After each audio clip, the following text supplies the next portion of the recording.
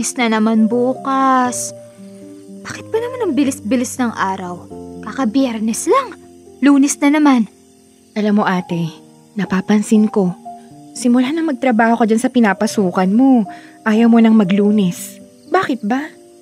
Yung boss ko kasi, ang hirap-hirap pagsilbihan. Baka naman kasi hindi mo pinagbubuti. Uy, ang ayos ko kaya. Lagi akong maaga. Hindi ako nag-absent. Lahat ng pinapagawa niya, ginagawa ko agad. Yun naman pala eh. Di dapat, walang problema. Yun na nga. Hindi ko talaga siya maintindihan. Kakarating pa lang, galit na agad, nakasigaw. Alam mo yun? Yung pagkausap niya ako, feeling ko ang tanga-tanga ko. Bakit ate? Hindi ba? Hindi ah. Grabe ka sa ate mo, Gab. Huwag kaya kitang bigyan ng baon bukas. Uy, joke lang si ate naman. Hindi mabiro. Seryoso na. Kung visit naman pala yung boss mo, bakit hindi ka mag-resign? Natatakot ako, Gab. Saan ate? Saan ka natatakot? Sa mangyayari sa atin. Alam mo naman, ako lahat. Paano kung hindi ako makahanap agad ng trabaho kapag nag-resign ako? Paano tayo kakain? Paano tong amortization ng bahay? Paano yung pag-aaral mo? Eh di, magpa-part-time student ako. Kaya ko naman ate. Ayoko. Mag-focus ka dyan sa pag-aaral mo para laging mataas ang grades mo. Para kapag nakatapos ka, makakuha ka ng maayos sa trabaho. Hayaan mo ate. Pagbubutihin ko. Hindi ko sasayangin ang lahat ng sakripisyo mo. Ate. Matulog na tayo. Lunes na bukas. May pasok. Pinaalala mo na naman. Nakakainis ka talaga.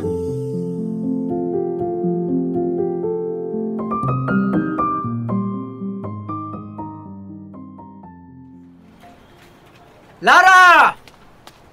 Yes po, sir. Nasaan ang kape ko? Hindi ba sinabi ko, pagdating ko, dapat may kape na sa lamesa ko? Opo, sir. Nasa gilid niyo po yung bagong timplang kape. Nakahanda na po. Ayon sa timplang gusto niyo. Ito?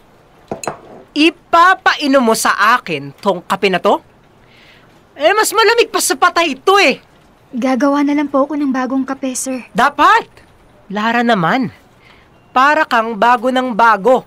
Hindi ako umiinom ng malamig na kape. Kape na lang, Lara.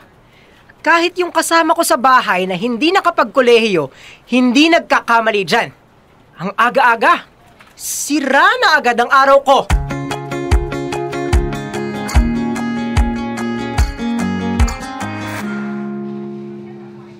Okay ka lang, girl? Okay naman. Bakit? Dinig kasi ng buong opisina yung sigaw sa'yo ni boss kanina. Ganun ba? Nakakahiya naman. Naku, huwag ka mahiya. Si boss dapat ang mahiya sa ginawa niya sa'yo. Ewan ko ba? Parte na yata ng job description ko yung sigawan niya araw-araw. Ano na naman ba kasi ang nangyari? Di ba nga kasi, pagdating niya sa umaga, nakahanda na dapat yung kape niya. Eh, lagi mo naman ginagawa yun, di ba? Oo nga. Kaso kanina, pagdating niya, tinawagan niya agad yung plant manager. Ang tagal nilang nag-usap kasi may problema yata sa production. Kaya ayun, nung iinumin na niya yung kape niya, malamig na. Pinaliwanag mo sana sa kanya yun. Ako, wag na. Hahaba pa. Baka ma-stroke na sa galit sa akin. Bago mag-lunch break, pinagsisigawan ka na naman ah. Ano na naman daw yung problema niya? Hinahanap yung monthly report ng sales. Kahapon pa, nasa email na niya. May soft copy din sa share drive. O ay anong pinaghuhurimantado niya? Dapat daw, pinrint ko. Hindi ko nga alam kung bakit biglang naghanap ng printout. Lagi naman kaming soft copy lang kasi siya din ang may sabi. Sayang daw yung mga puno. Grabe talaga yung si boss. Bakit ba naman kasi nagtitiis ka dyan? May mga openings naman sa ibang departments. Nakikita ko sa internet. Bakit hindi ka mag-apply? Sa lawak ng impluwensya niyan dito sa kumpanya, pag-iinitan ako niyan kapag iniwan ko siya at lumipat sa iba. O di mag-apply ka sa ibang kumpanya. Ang dami pa naman dyan, Lara. Magsisimula na naman ako. Ang baba ng sweldo kapag nagsisimula. Dito maayos na yung sweldo ko. Kailangan ko ng maayos sa sweldo, Robby. Nuhulugan ko pa yung bahay namin. Pinapaaral ko pa si Gab. Pero paano ka, Lara?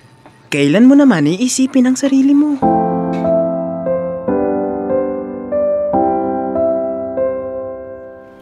Lara! Sir, po, Confirm na ba yung meeting ko sa marketing manager bukas ng 8 a.m.? nakapag-email na po ako ng calendar invite. Inaccept na po ni Miss Dizon. Tawagan mo rin. Baka makalimutan niya pa na may meeting siya sa akin. Sige po, sir. Tatawagan ko din. Yung mga ganyan ba naman? Kailangan pinaaalala pa? Pasensya na po. Pasensya. Puro na lang pasensya. Sawang-sawa na ako sa kakapasensya mo, Lara.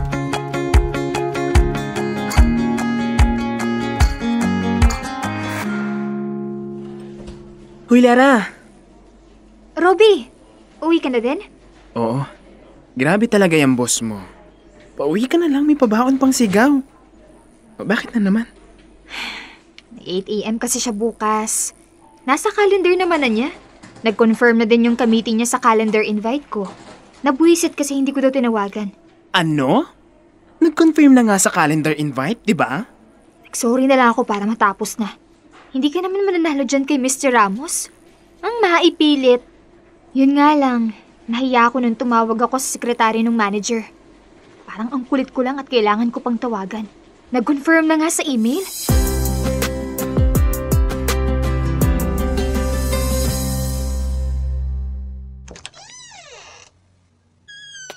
Oh, Gab. Kanina ka pa? Sandalit magluluto ang ate. Wala yung prof namin ng last 2 periods, ate. Kaya maaga akong nakauwi. Nakaluto na ako ng hapunan. Mag-gis ka na habang naghahain ako. Wow naman! Ang sipag naman talaga ng kapatid ko. Magbibisa ako sandalit na makakain na tayo.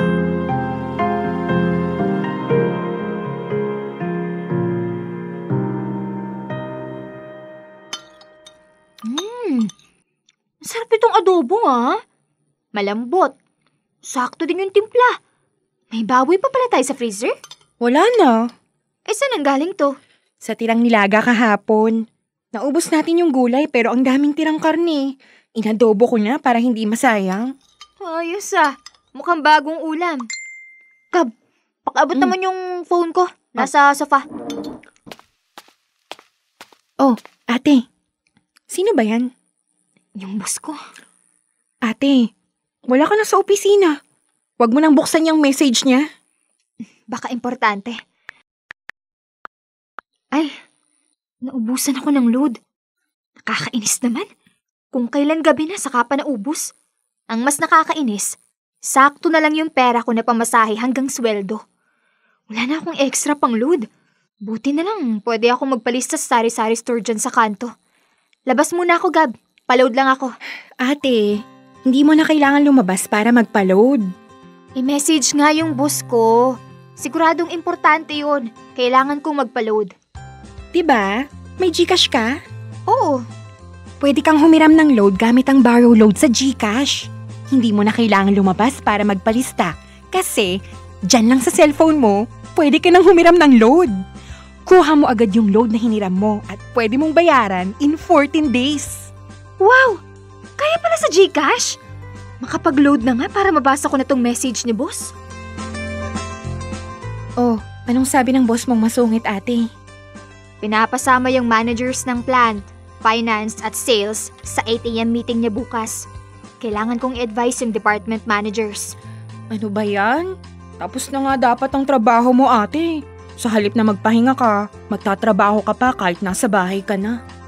Ganun talaga. Hayaan mo na.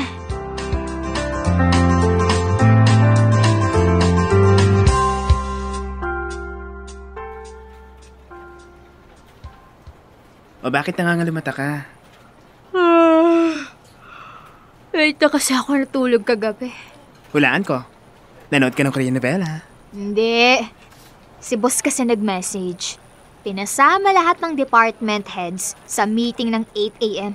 Kinunta ko isa-isa. Ano ba yun? Wala talagang konsiderasyon yan. Walang boundaries. Ano bang tingin niya sa'yo? 24/7 nagtatrabaho? Mag-isa na lang kasi si boss sa buhay. Kaya kahit nasa bahay na, trabaho pa din ang iniisip. Eh di isipin niya. Pero wag na siyang manggulo ng iba. Tingin ko din. Dahil galing sa masakit na hiwalayan nila ng asawa niya. Nadadala niya yung sama ng loob niya sa buhay hanggang sa trabaho. Kahit na. Mali pa din ang pagtrato niya sa'yo, Lara. Lakasan mo kasi ang loob mo. makakahanap ka pa ng trabahong hindi toxic. Huwag mo hayaang umikot ang mundo mo dito. Parang hindi ko na nga kaya, Ruby. Tiyanip ko yung savings ko. Kaya naman namin mabuhay magkapatid ng 6 na buwan kahit wala akong sinasweldo. Siguro naman, sa loob ng 6 na buwan, nakahanap na ako ng bagong trabaho.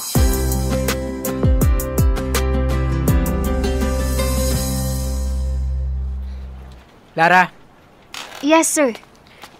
ano to? Nagre-resign ka? Yes, sir. Tingin mo pipigilan kita. Hindi naman po. Alam ko naman pong madami pa kayong makukuhang iba. Tumpak. Kaya hindi ko na kailangan ng 30 days notice mo. Last day mo na. I will advise HR to hire ASAP. Habang wala pang nakukuha, I will get a temporary secretary from another department. Okay, sir. Oh, bakit nakangiti ka? Nanginsulto ka ba? Hindi po, sir. Punta na po ako sa desk ko. Mag-e-empake na po ako ng mga gamit ko. Go.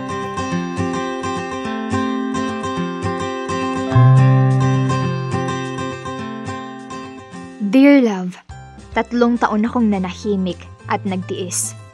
3 taon akong pumapasok sa opisina ng malungkot at umuuwi galing sa trabaho na wasak na wasak.